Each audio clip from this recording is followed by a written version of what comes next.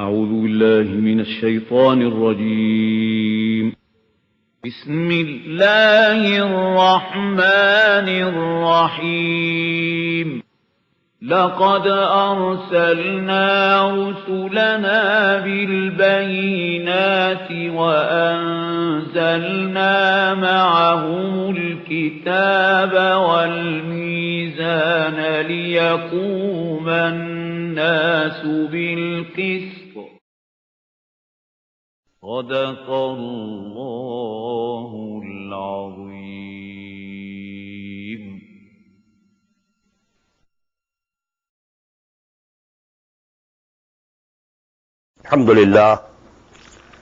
الحمد لله وكفى والصلاة والسلام على عباده الذين اصطفى أما بعد فأعوذ بالله من الشيطان الرجيم. بسم الله الرحمن الرحيم.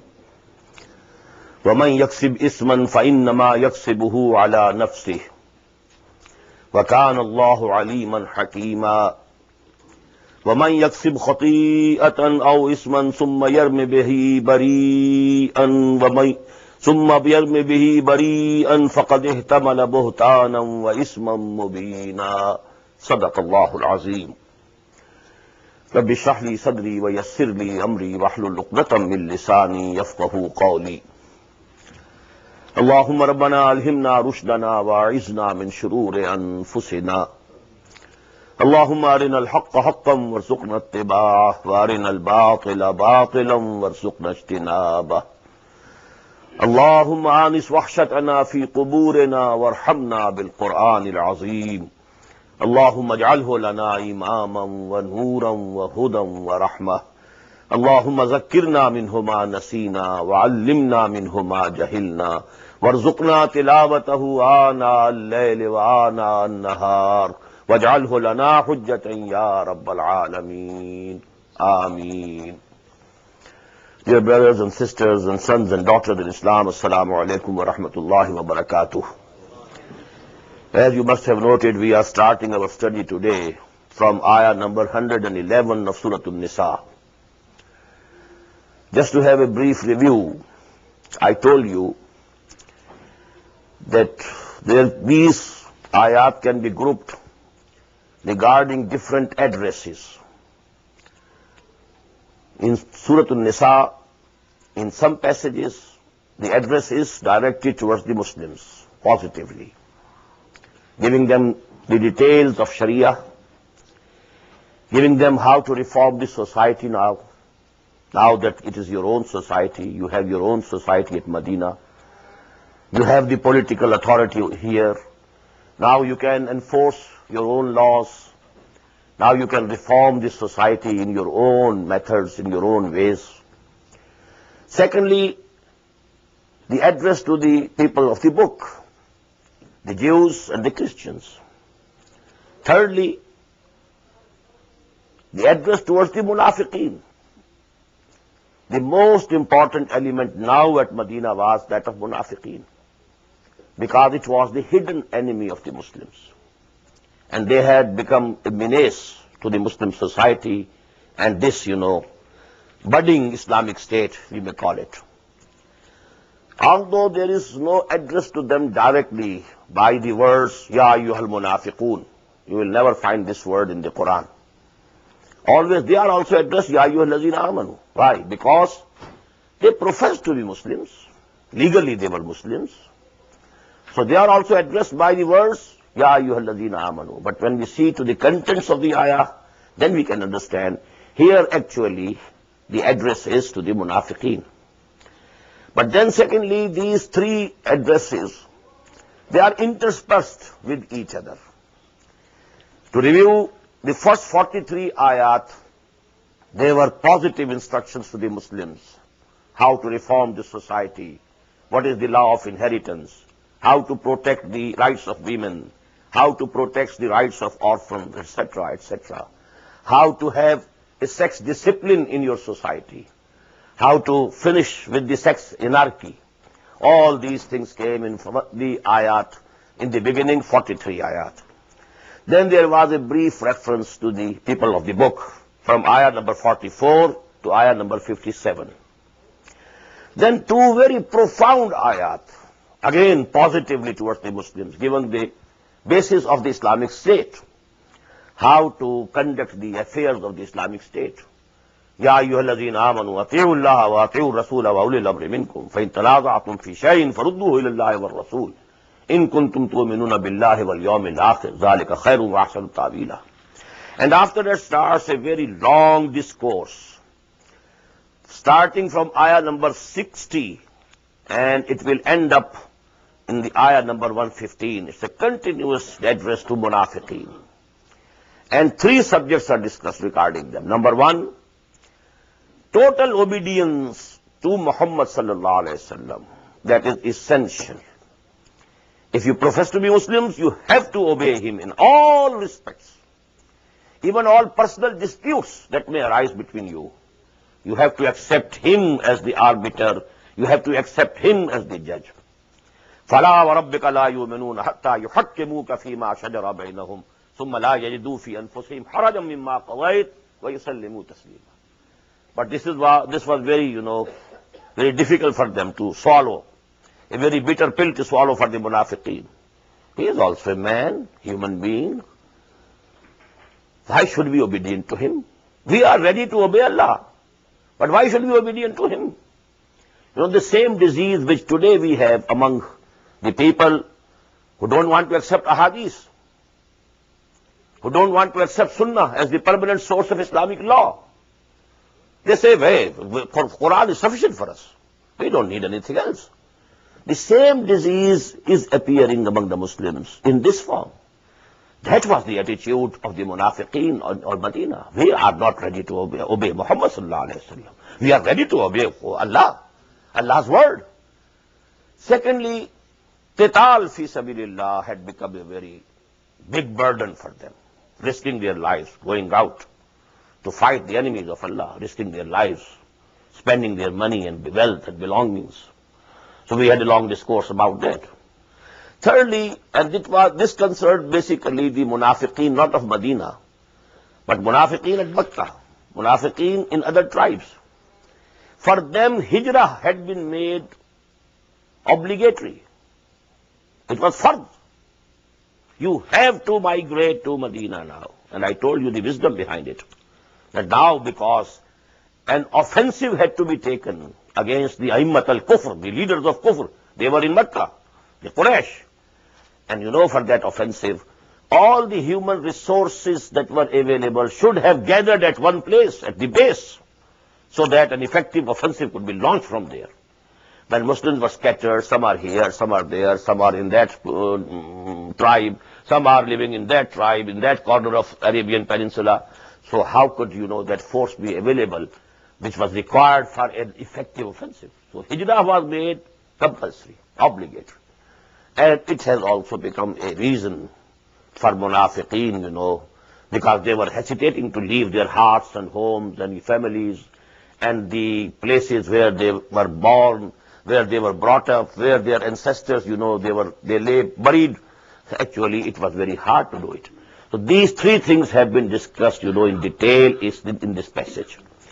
Now we are in the middle of that. وَمَنْ يَكْسِبْ إِسْمًا فَإِنَّمَا يَكْسِبُهُ عَلَى نَفْسِهِ. It's again a universal law. Whosoever earns a sin, verily he earns it against himself. This iman bil akhirah, this faith in hereafter, it changes the outlook of human beings, absolutely. I have done something wrong to him. Well, actually, I have done something wrong to myself, because I will have to bear the punishment for that in the hereafter, which is the real life. وَإِنَّ دَارَ الْآخِرَةَ لَهِيَ الْحَيَوَانُ لَوْ كَانُوا يَعْلَمُونَ. So the outlook is absolutely changed. You have not done anything wrong to him. You have done something wrong to your own self, your own soul. You have doomed your own self. وَمَنْ يَكْسِبْ إِسْمًا فَإِنَّمَا يَكْسِبُهُ عَلَى نَفْسِهِ وَكَانَ اللَّهُ عَلِيمًا حَكِيمًا. And Allah is ever knowing, all wise. وَمَنْ يَكْسِبْ خَطِيَّةً. And there is the second grade, a higher level of this sin.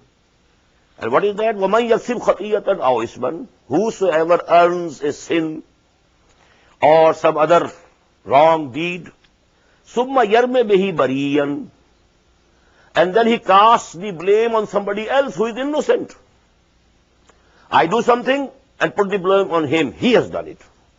Now this is a crime of a higher degree. فَقَدْ احْتَمَلَ بُهْتَانًا وَإِثْمًا عَظِيمًا بِإِثْمًا مُبِينًا. But such a person has taken upon himself the burden, a very heavy burden of false charge, false allegation, and a very clear and manifest sin. So these are two ayat, and they have something common between them in this subject. And there is an incident in the background. A munafiq who was a Muslim, he committed a theft. Then he put the blame on a Jew. They knew because, these Jews are weak, we are strong, our tribes are strong, Aus and Khazraj. And because Aus and Khazraj are mainly Muslims, so I will get the support of the Muslim society, and I will go scot-free, and this Jew will be blamed for this theft. But when it was investigated, he was found to be guilty himself. But now his relatives came, and they took his side.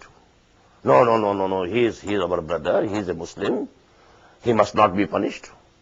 So it became a hard issue for Muhammad sallallahu alaihi wasallam. These things are practical examples, To run the affairs of a state is not an easy job. You have to look to the right, to the left. But because Muhammad sallallahu alaihi wasallam was the Prophet of Allah, so he decided rightly. And he gave the punishment to the Muslim, although he was a legal Muslim. So that is the incident. Man yaksib isman fa innama yaksabuhu ala nafsi. First of all, he committed theft, and he took the burden of his sin on him. And to add fuel to fire, وَمَنْ يَكْسِبْ خَطِيَّةً أَوْ إِثْمًا ثُمَّ يَرْمِ بِهِ بَرِيًّا فَقَدْ احْتَمَلَ بُهْتَانًا وَإِثْمًا مُبِينًا وَلَوْلَا فَضْلُ اللَّهِ عَلَيْكَ وَرَحْمَتُهُ.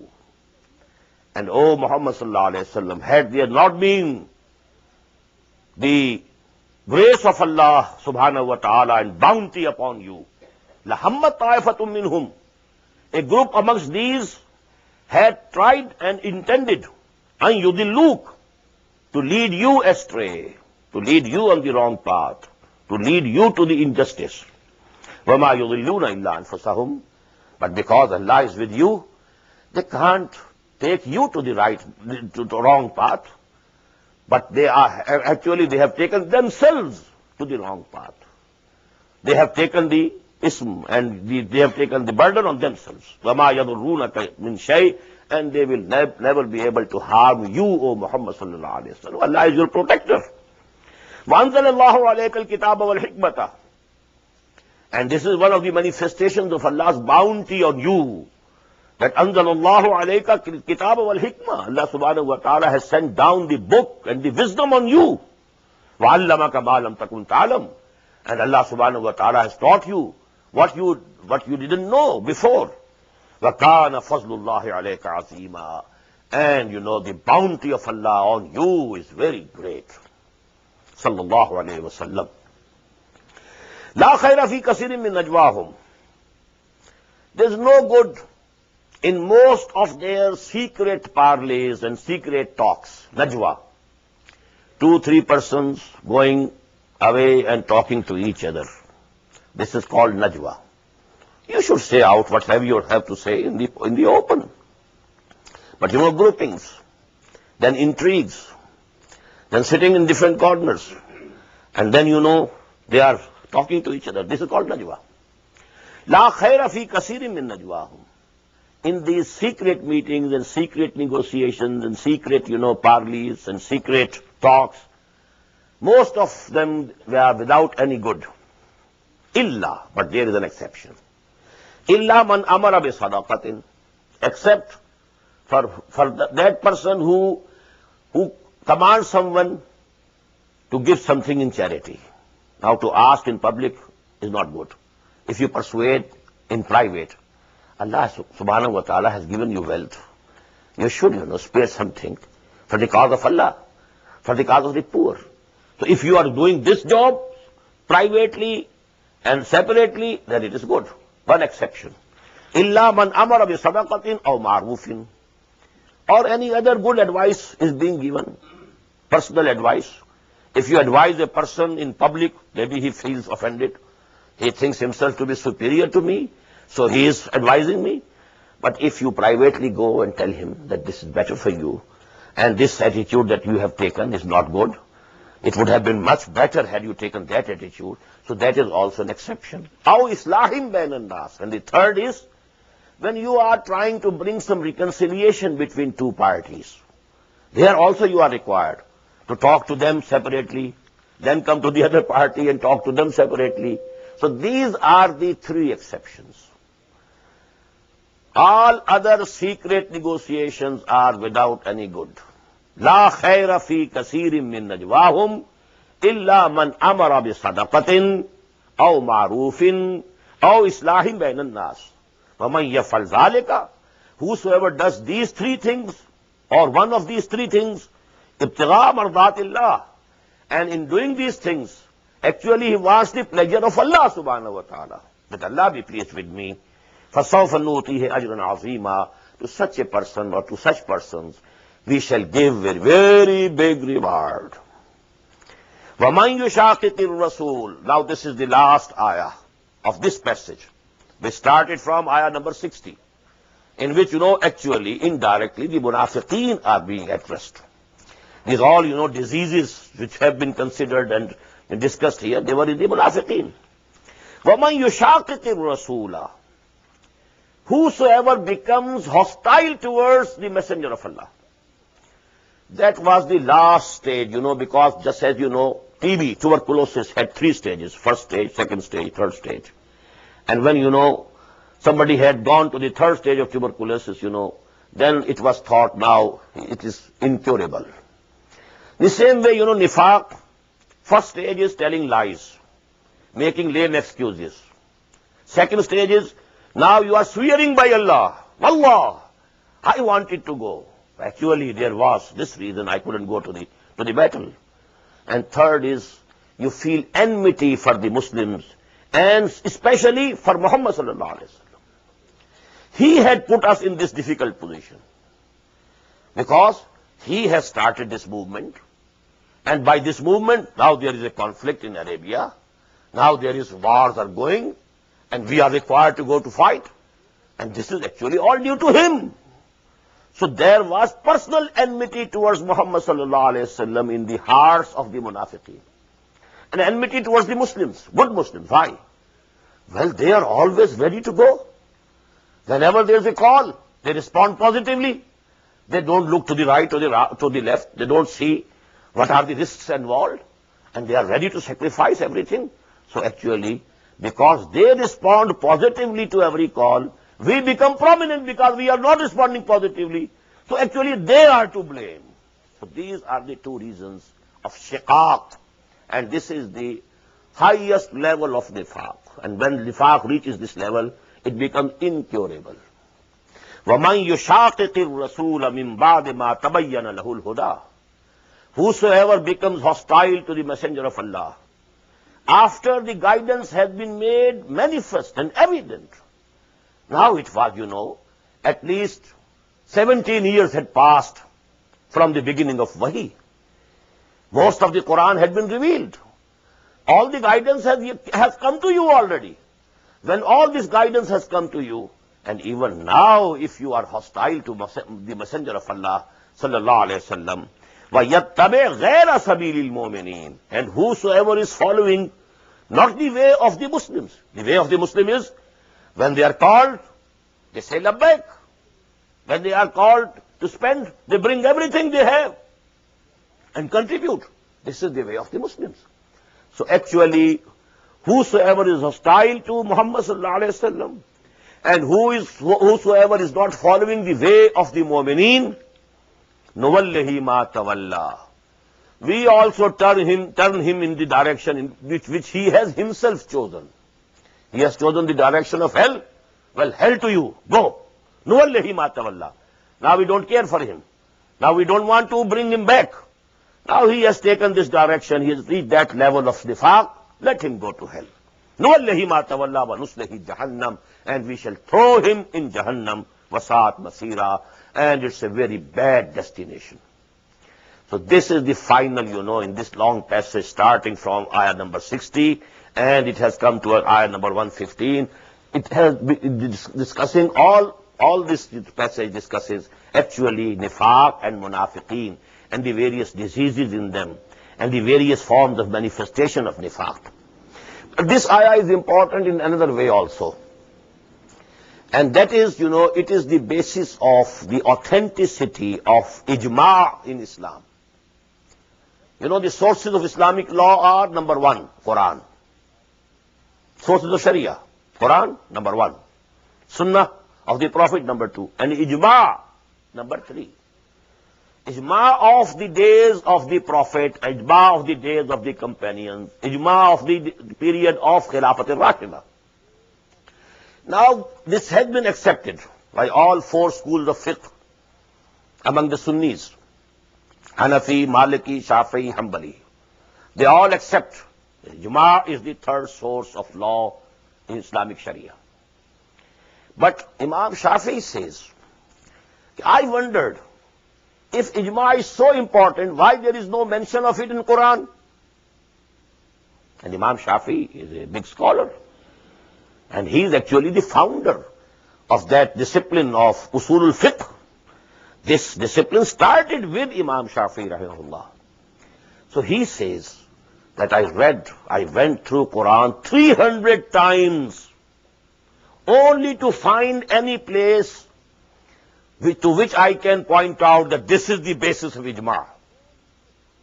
300 times. I didn't find anything. But now, on the 301st chance, my eyes, stopped here. Here is the place of ijma'. Sabilul Mu'mineen, the way of the Mu'mins, the way of the believers. It becomes authentic by itself. And this is ijma'. وَمَنْ يُشَاقِقِ الرَّسُولَ مِنْ بَعْدِ مَا تَبَيَّنَ لَهُ الْهُدَى وَيَتَّبِعْ غَيْرَ سَبِيلِ الْمُؤْمِنِينَ نُوَلِّهِ مَا تَوَلَّى وَنُصْلِهِ جَهَنَّمَ وَسَاءَتْ مَصِيرًا. Now, again to the Muslims. But this can again be divided in two parts. A, and that is regarding shirk and the pagan background. After all the Muslims, in that society, they belong to, and their ancestors were the worshippers of idols, etc., etc. So maybe there is some of those past influences and traditions present in some of them. If not all of them, in some of them there can be some traces, some effect of that background. So here also we find in a very brief passage, it appears to be as if we are reading some Makki ayat, this portion. Inna Allah la yaghfiru an yushraka bih wa yaghfiru ma duna dhalika liman yasha. First of all, and this ayah, these words are appearing for the second time now in this very surah. Allah Ta'ala is never going to pardon and forgive this sin of shirk, that something or somebody be associated with him as a partner or as an equal. This is the biggest sin, biggest crime, unpardonable. Inna Allah la yaghfiru an yushraka bih wa yaghfiru ma duna dhalika liman yasha. Whatever is lesser and smaller than this, it can be hoped that Allah subhanahu wa ta'ala will condone it. But it is not an open license that you go on doing everything else except shirk, and it is licensed to you, and it is ensured for you that Allah will forgive it. No, but it can be hoped. وَيَغْفِرُ مَا دُونَ ذَلِكَ لِمَنْ يَشَاءُ. Not for all. For whomsoever He wills, He pleases. وَمَنْ يُشْرِكْ بِاللَّهِ فَقَدْ ضَلَّ ضَلَالًا بَعِيدًا. And verily, who commits shirk with Allah subhanahu wa ta'ala, associates anything or anybody with Him as partner or equal, well, he has gone astray, and he has gone very far off, deviated very far off from the right path. إِن يَدْعُونَ مِن دُونِهِ إِلَّا إِنَاثًا. Now that was the shirk of the pagan Arabs. They, had female deities, their goddesses, Lat, female, Muannas, Uzza, Uzza is the feminine of Al-Aziz. Al-Uzza, Al-Aziz. Al-Akbar, Al-Kubra. In the same way, Al-Aziz, Al-Uzza. Lat, Manat, Uzza, these were the female deities. In yad'una min dunihi illa inasa. They are not praying to or worshipping besides Allah, but female deities. They are goddesses. وَإِن يَدْعُونَ إِلَّا شَيْطَانًا مَرِيدًا. This is only apparently that they are calling and praying, and invoking Lat or Manat or Uzza. Actually, they are calling and praying to Shaitan. The Shaitan who is the rebel against Allah subhanahu wa ta'ala. Actually, it is Shaitan who is being addressed. La'nahullah. Allah subhanahu wa ta'ala had cursed him. وَقَالَ لَا تَّخِذَنَّ مِنْ عِبَادِكَ نَصِيبًا مَفْرُوضًا. And he also had said it in a challenging mood. Oh Allah, I shall prove to you and I shall take a share from these creatures, your men, these human beings, nasiban mafruza, a part, a portion which is appointed and absolutely clear. I will get them. وَلَا أُضِلَّنَّهُمْ. I will lead them astray. وَلَا أُمَنِّيَنَّهُمْ. I will engage them in vain hopes, in wishful thinking. Oh, Allah is bountiful. He will forgive. سَيُغْفَرُ لَنَا. We will be pardoned. لَن تَمَسَّنَا النَّارُ إِلَّا أَيَّامًا مَعْدُودَاتٍ. The fire of hell will not be able to touch us except for only a few days. These are the amani. لَأُضِلَّنَّهُمْ وَلَأُمَنِّيَنَّهُمْ وَلَآمُرَنَّهُمْ فَلَيُبَتِّكُنَّ آذَانَ الْأَنْعَامِ. And I shall command them, and they will slit the cattle's ears. Why?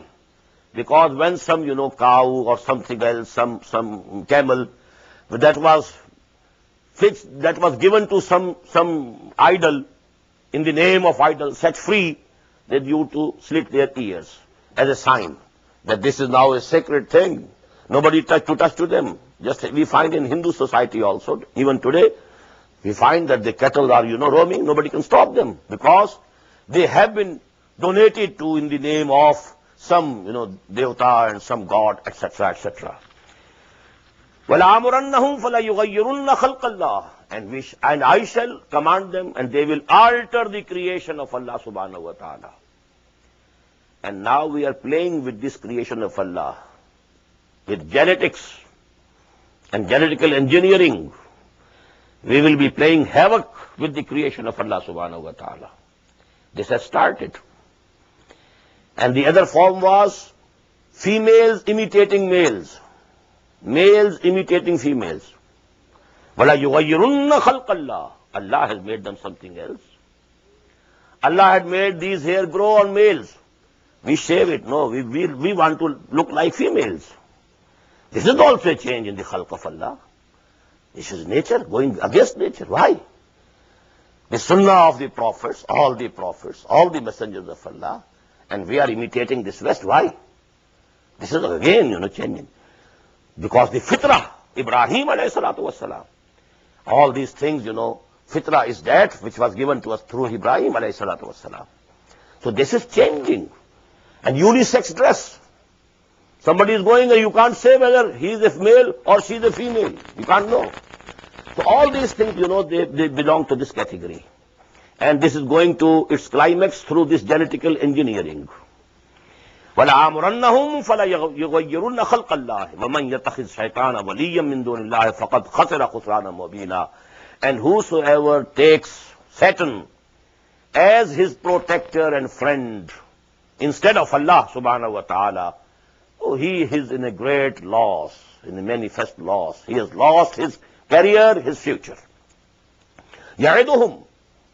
This Satan promises them, although his promises are false. وَيُمَنِّيهِمْ. And engages them in vain hopes, in wishful thinking. وَمَا يَعِدُهُمُ الشَّيْطَانُ إِلَّا غُرُورًا. But whatever the Satan is promising to them is nothing but delusion and deception. أُولَٰئِكَ مَأْوَاهُمْ جَهَنَّمْ وَلَا يَجِدُونَ عَنْهَا مَحِيصًا. For all these, the abode is hell, and they will not find any way out of it. Once thrown in it, they will have no escape, no way out of it. And on the contrast, as I told you, wherever there is mention of the people of the hell, then now people who are going to paradise. وَالَّذِينَ آمَنُوا وَعَمِلُوا الصَّالِحَاتِ. As for those who have real belief, real iman, وَعَمِلُوا الصَّالِحَاتِ. And what's the proof of their real belief? That is the amal salih. Their deeds are good. سَنُدْخِلُهُمْ جَنَّاتٍ تَجْرِي مِنْ تَحْتِهَا الْأَنْهَارُ. Soon we are going to make them enter the garden underneath which rivers will be flowing. خَالِدِينَ فِيهَا أَبَدًا. And they will abide there, they will live there forever, forever. وَعْدَ اللَّهِ حَقًّا. A true promise from Allah subhanahu wa ta'ala. Don't harbor any doubts in your mind. It's a promise from Allah. And you know it's a true promise. وَمَنْ أَصْدَقُ مِنَ اللَّهِ قِيلًا. Who can be more true in his saying than Allah subhanahu wa ta'ala himself? So have full confidence that if you are fulfilling these two conditions of iman and amal salih, then Allah subhanahu wa ta'ala will fulfill his promise. And he is asdaqu qila. Laysa bi amaniyikum. Now this word again appears here. Amani. What is amani? Wishful thinking. Well, we belong to the ummah of Muhammad sallallahu alayhi wa sallam. We shall have the intercession. We shall all be saved. We shall go directly to heaven, directly to paradise. Well, where has it been guaranteed in the Quran? Could you tell me, please? But this is amani. Lan tamassana naru illa ayyama ma'dudat. Where in Torah have we given you that guarantee? Could you tell us? No. It's your amani, your wishful thinking. Nahnu abna'ullahi wa hibbahu. We are like sons to Allah. We are very loved by Allah subhanahu wa ta'ala. We are beloveds of Allah. Has he said it so in any of his books? No. It's amani. Laysa bi amaniyikum. O Muslims, beware. Nothing will be decided according to your wishful thinking. Wala amani ahlil kitab. Nor the amani of Ahlul Kitab. These amanis, these umniyats, these wishful thinkings, these false beliefs that you have concocted yourselves, man ya'mal su'an yujza bihi. Whosoever commits something wrong, something bad, something ill and evil, he will be recompensed for that. This is the law. There is no exception to this law. وَلَا يَجِدْ لَهُ مِن دُونِ اللَّهِ وَلِيًّا وَلَا نَصِيرًا. And he will never find against the judgment of Allah, against the accountability of Allah, anybody to protect and anybody to help. No protection, no help. If you have done wrong, you'll have to face it. Man ya'mal salih, man ya'mal su'an yujza bihi. وَلَا يَجِدْ لَهُ مِن دُونِ اللَّهِ وَلِيًّا وَلَا نَصِيرًا. And again here contrast, as for the Muslims, وَمَنْ يَعْمَلْ مِنَ الصَّالِحَاتِ. Whosoever is doing good deeds, virtuous acts, min zakarin aw unsa, irrespective of whether he is a male or she is a female, وَهُوَ مُؤْمِن. But the condition is that she or he must be a mu'min. Good deeds there can be in the unbelievers also. They can also found charitable institutions. They might be doing something good for the humanity. But if they don't believe in Allah, if they don't believe in Muhammad sallallahu alayhi wasallam, if they don't believe in the hereafter, then that good deeds and charities are going to be no good to them in the hereafter. So that is a condition. But whether he is a male or she is a female, it is irrelevant. وَمَنْ يَعْمَلْ مِنَ الصَّالِحَاتِ مِنْ ذَكَرٍ أَوْ أُنْثَىٰ وَهُوَ مُؤْمِنٌ فَأُولَٰئِكَ يَدْخُلُونَ الْجَنَّةَ. These people will enter paradise, heaven, لَا يُظْلَمُونَ نَقِيرًا, and they will not be wronged, even equal to the speck of a date stone. وَمَنْ أَحْسَنُ دِينًا مِمَّنْ أَسْلَمَ وَجْهَهُ لِلَّهِ وَهُوَ مُحْسِنٌ. And who can be better in religion than the one who submits his face to Allah? And because this face is the most respectable part of our body. What does it mean? He has submitted his whole self before Allah subhanahu wa ta'ala. Face actually is the most important part of human body. وَمَنْ أَحْسَنُ دِينًا مِمَّنْ أَسْلَمَ وَجْهَهُ لِلَّهِ وَهُوَ مُحْسِنٌ. Now here, most of the translators I find, they have committed a mistake. Muhsin here is not meant doing good to others. This is the higher level of Islam. Islam, Iman, Ihsan. Very fine level of Islam. Subtle level, high level, where it has become Ihsan. As we find in Hadith Jibreel, which is called Sunnah. First question, what is Islam? Number two, what is Iman? Number three, what is Ihsan? Wallahu yuhibbul muhsineen. When you know his religion becomes very fine, very beautiful. His character is very admirable. When he is praying from the depths of his heart, when he is loving Allah the most, from the depths of his heart. And what is Ihsan? And the Prophet replied, أَنْتَعْبُدَ اللَّهَ كَأَنَّكَ تَرَاهُ فَإِنْ لَمْ تَكُنْ تَرَاهُ فَإِنَّهُ يَرَاكَ. That you obey Allah, you worship Allah, as if you are seeing Him. Or at least if you are not seeing Him, at least you should have the feeling that He is seeing you. فَإِنْ لَمْ تَكُنْ تَرَاهُ فَإِنَّهُ يَرَاكَ. This is Ihsan. فَمَنْ أَحْسَنُ دِينًا مِمَّنْ أَسْلَمَ وَجْهَهُ لِلَّهِ وَهُوَ مُحْسِنٌ اتَّبَعَ مِلَّةَ إِبْرَاهِيمَ حَنِيفًا. And he follows the millah, the method, and the way of Ibrahim. And Ibrahim was an upright person, absolutely pure in faith. Hanif, yaksu, upright and pure faith. وَاتَّخَذَ اللَّهُ إِبْرَاهِيمَ خَلِيلًا. And Allah subhanahu wa ta'ala had taken Ibrahim as a friend. Now this is the highest degree. Allah subhanahu wa ta'ala is speaking of Ibrahim as Khalil. Khullah in Arabic means very deep love. Khalil, you know, is much higher than Rafiq. Rafiq is a, you may call Rafiq a colleague or a comrade. These things are, at the level of Rafiq. But Khalil, and let me quote here one saying of the Prophet ﷺ that can give you something, what Khalil is in Arabic. The Prophet said, لَوْ كُنْتُ مُتَّخِذًا خَلِيلًا لَاتَّخَذْتُ أَبَا بَكْرٍ خَلِيلًا. If I could take anybody as Khalil for me, I would have taken Abu Bakr. Even Abu Bakr didn't reach that level. لَوْ كُنْتُ مُتَّخِذًا خَلِيلًا لَاتَّخَذْتُ أَبَا بَكْرٍ خَلِيلًا. So Khalil is a very high level. وَاتَّخَذَ اللَّهُ إِبْرَاهِيمَ خَلِيلًا. He is Abul Anbiya, the forefather of hundreds of prophets. All the prophets of the Old Testament, who are they? The progeny of Ibrahim through Ishaq. And then the final and complete messenger of Allah subhanahu wa ta'ala, Ar-Rasulul Kamil, Muhammad sallallahu alayhi wa sallam. Again a son of Ibrahim through Ismail. Inni ja'iluka linnasi imama. That was one dimension. Inni ja'iluka linnasi imama. And here, wattakhadallahu Ibrahima khalila. In relation to the humanity, you are Imam. In relation to me, you are my Khalil. And in relation to the messengers of Allah and prophets, you are the father of so many prophets and messengers of Allah. That is the position of Ibrahim. That is why, we invoke in Darood, in Salah, Allahumma salli ala Muhammadin wa ala ali Muhammadin kama sallaita ala Ibrahim wa ala ali Ibrahim innaka Hamidum Majid. Allahumma barik ala Muhammadin wa ala ali Muhammadin kama barakta ala Ibrahim wa ala ali Ibrahim innaka Hamidum Majid.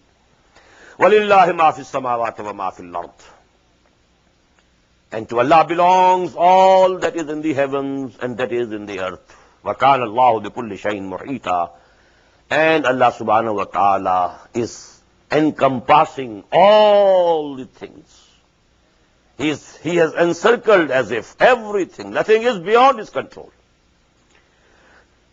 Now, the second part of this address to Muslims.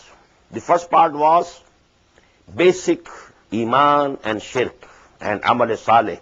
All these things which were very basic. These actually are the subjects which are discussed in detail in the Makki surahs. Here a brief, you may say, survey. But now again to the Muslims. Regarding the reformation of the society, the rules of conduct now in the society. وَيَسْتَفْتُونَكَ فِي النِّسَاءِ. In the very first section of this surah, there were some commandments about women, about orphans. But there arose into the minds of the people certain questions and doubts about those things.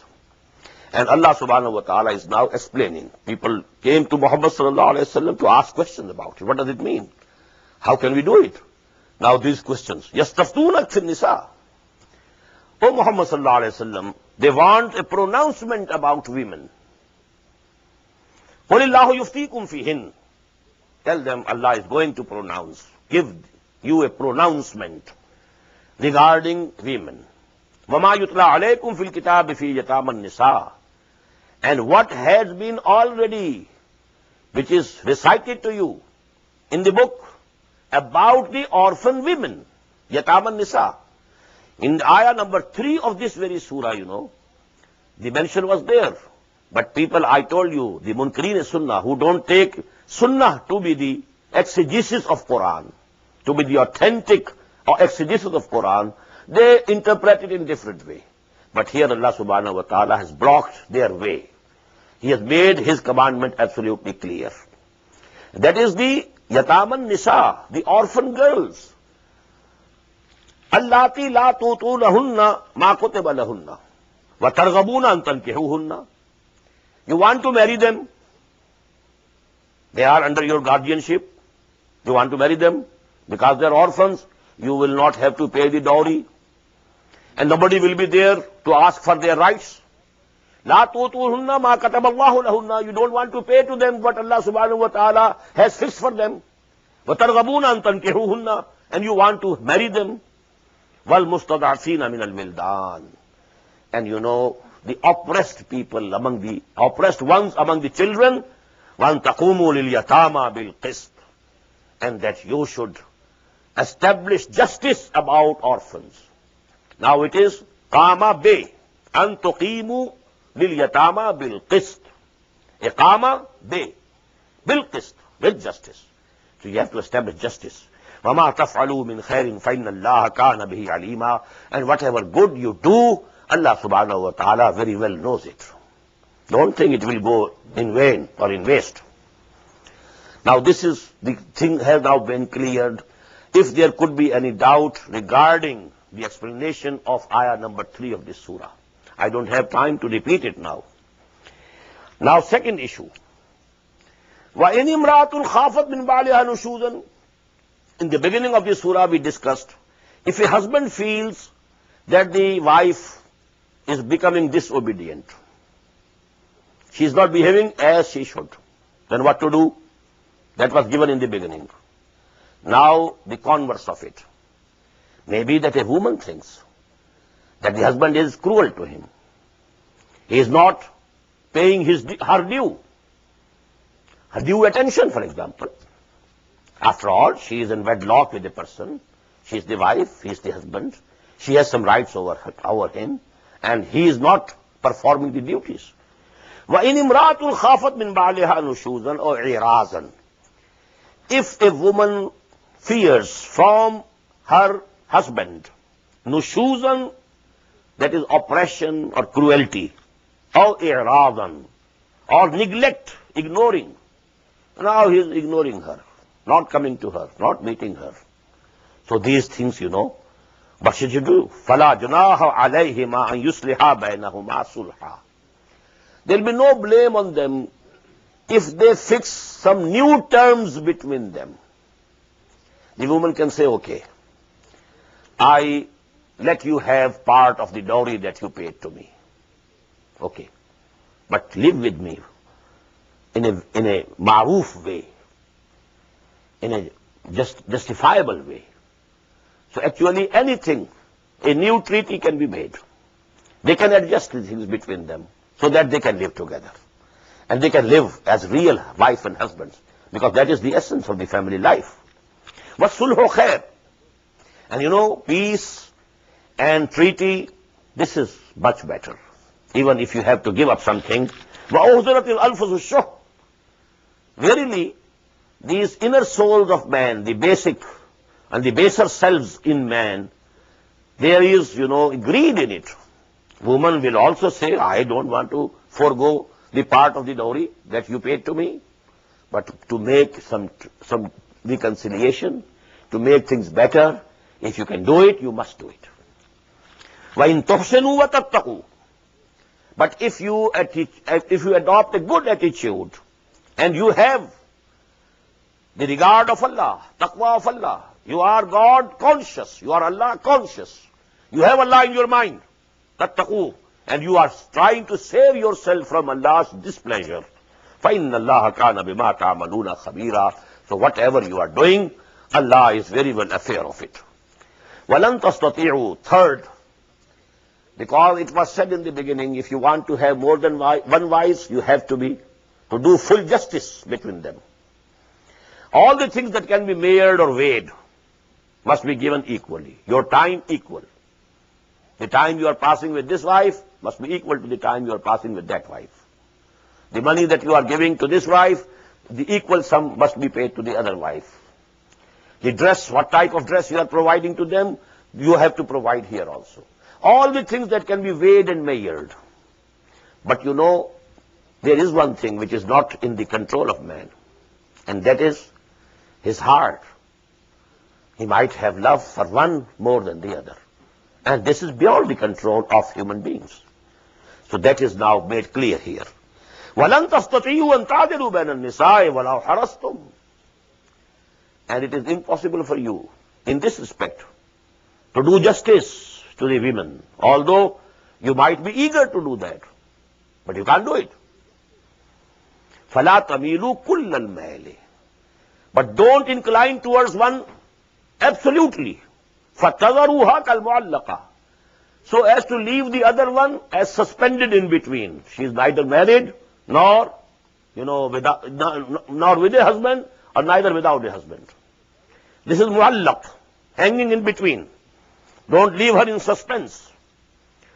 You have gone to one side only, and the other wife is now muallaq. وَتَذَرُوهَا كَالْمُعَلَّقَةِ. وَإِن تُصْلِحُوا وَتَتَّقُوا فَإِنَّ اللَّهَ كَانَ غَفُورًا رَحِيمًا. And if you make amendments, amend your ways, and number two, if you have real taqwa, so Allah subhanahu wa ta'ala is ever forgiving and ever merciful. وَإِن يَتَفَرَّقَا. Number four, talaq, separation. أَبْغَضُ الْحَلَالِ. There's a hadith, the Prophet said, إِنَّ أَبْغَضَ الْحَلَالِ إِنْدَ اللَّهِ الطَّلَاقِ. The worst among the halal things, the most hated by Allah subhanahu wa ta'ala, but it is halal. Although it is halal, it is very hateful in the eyes of Allah. أَبْغَضُ الْحَلَالِ إِنْدَ اللَّهِ الطَّلَاقِ. But if a wife and a husband, they are not living properly, they have tried all the means to reconcile to each other, but they have absolutely different temperaments, different priorities. So they are incompatible, so to say, with each other. So now it's no use keeping them together. The house, the family will not have the peace which is required, that love which is required. So actually then it is better to separate. This ayah is encouraging separation and divorce. Please note it. And this is the balance in divine law. Something is very bad, but permissible. And in certain conditions, it becomes desirable.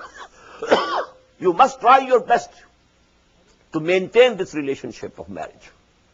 But if after all the methods that you have tried of reconciliation, you have failed, then it's better to separate.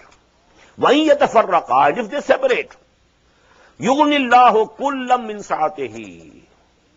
Allah will provide each one from His abundance. Now, maybe that Allah gives this woman a better husband, with whom she can live in a better way.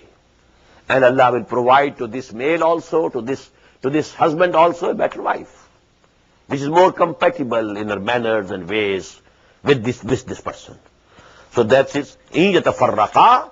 If they decide to separate, يُغْنِ اللَّهُ كُلًّا مِّن سَعَتِهِ وَكَانَ اللَّهُ وَاسِعًا حَكِيمًا. And Allah is all accommodating. Allah's treasures, they are not limited.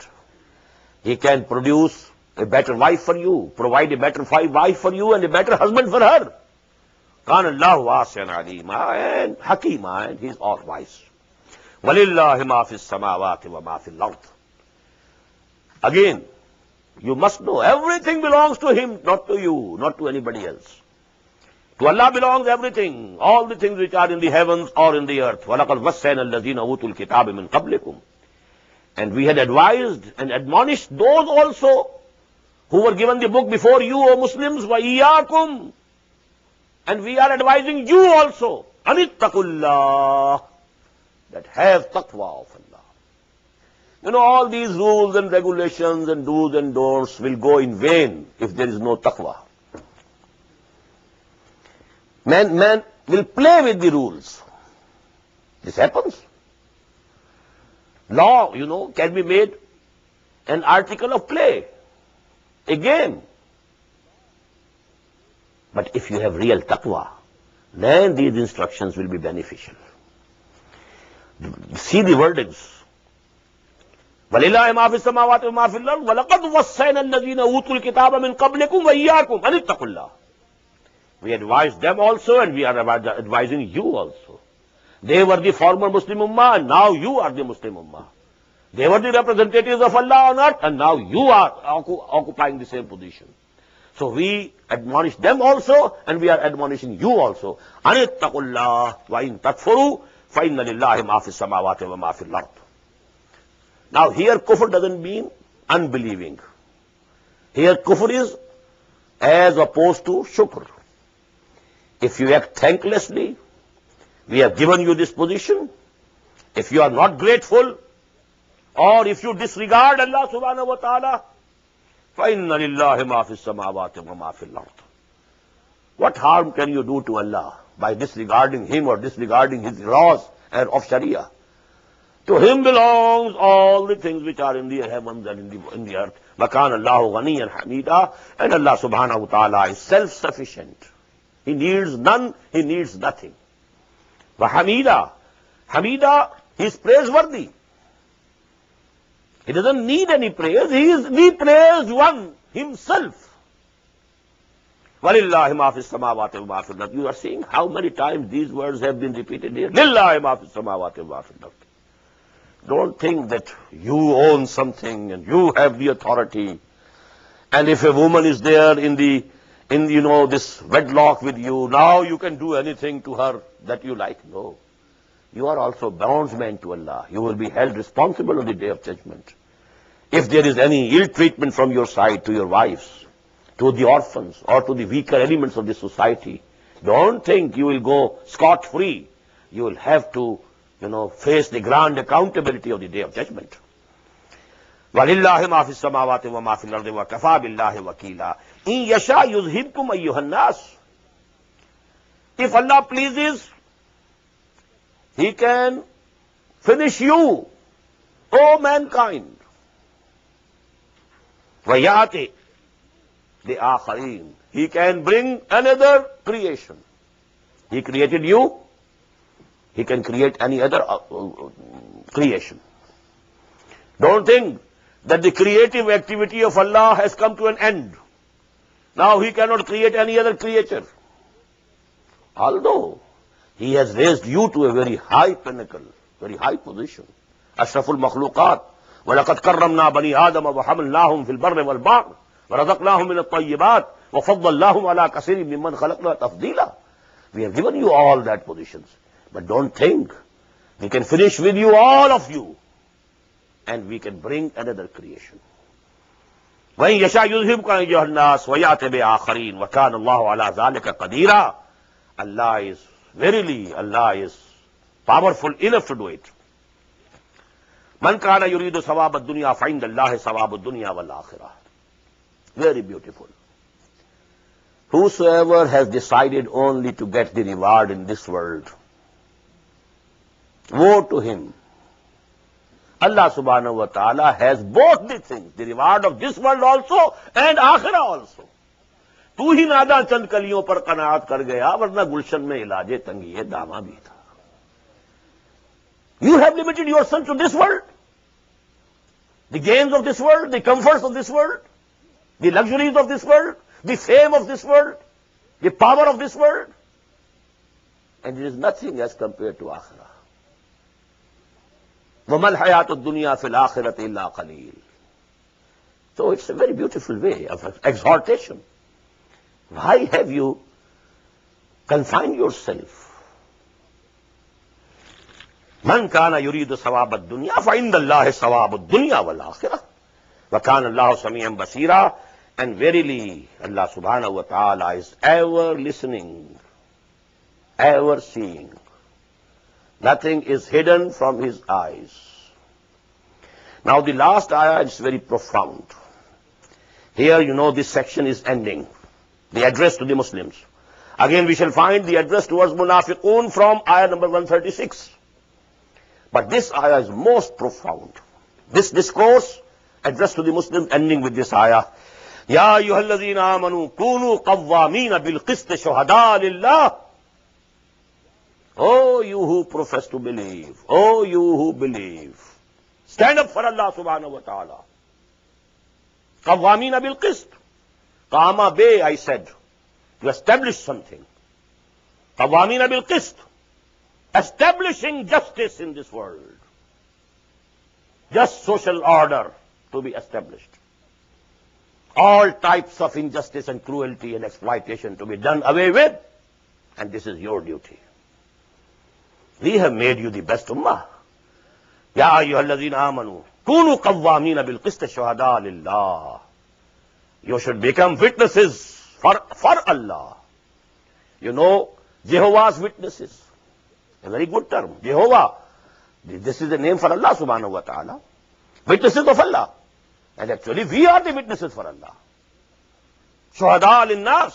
وَكَذَلِكَ جَعَلْنَاكُمْ أُمَّةً وَسَطًا لِتَكُونُوا شُهَدَاءَ عَلَى النَّاسِ وَيَكُونَ الرَّسُولُ عَلَيْكُمْ شَهِيدًا. So be witnesses for Allah. Now witness, you know, very beautiful. Please understand. Whenever you are testifying in any case, in any dispute, your testimony is going against one party in favor of the other party. Or against this party, then naturally it is in favor of the other, against the other. So we have with witness either lam or ala. Shahida lahu. He testified in his favor. Shahida alayhi. He testified against him. Shahida lahu or shahida alayhi. Just as we have in a hadith, Al-Quranu hujjatun laka aw alayka. This Quran is an argument either in your favor or against you. Either it will intercede before Allah subhanahu wa ta'ala. Oh Allah, this bondman of yours loved me, watch. He read me. He pondered over me. He acted upon me. So accept my intercession for him. It is for you.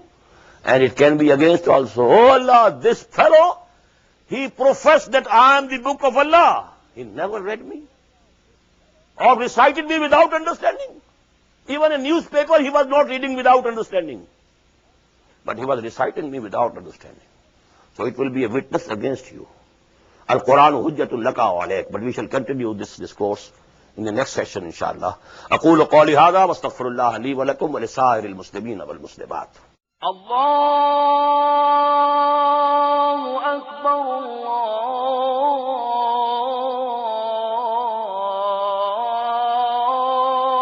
الله أكبر. The Islamic Organization of North America, IONA, is an organization dedicated to reviving the Quran into the hearts of Muslims while bringing its message to non-Muslims. The obligations of a Muslim as ordained by the Quran and Sunnah can be understood as having 4 levels. 1. A Muslim is required to develop real faith and conviction, iman, in one's heart. 2. A Muslim is required to live a life of complete submission to the will of Allah subhanahu wa ta'ala. 3. A Muslim is required to propagate and disseminate the message of Islam to humanity as a whole. 4. A Muslim is required to try his utmost in establishing the just Islamic order. The first and foremost objective of establishing Iona is to assist the Muslims in North America to uphold and implement these obligations, first on themselves, their families, inform their friends, and then to invite the non-Muslims to Islam. The ultimate goal is to seek Allah's pleasure and salvation in the hereafter.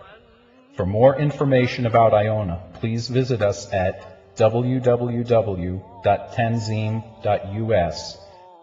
You may also email us at info@tanzeem.us or call our toll-free number 866-779-IONA. Join us. Together we can make a difference. حي على الصلاة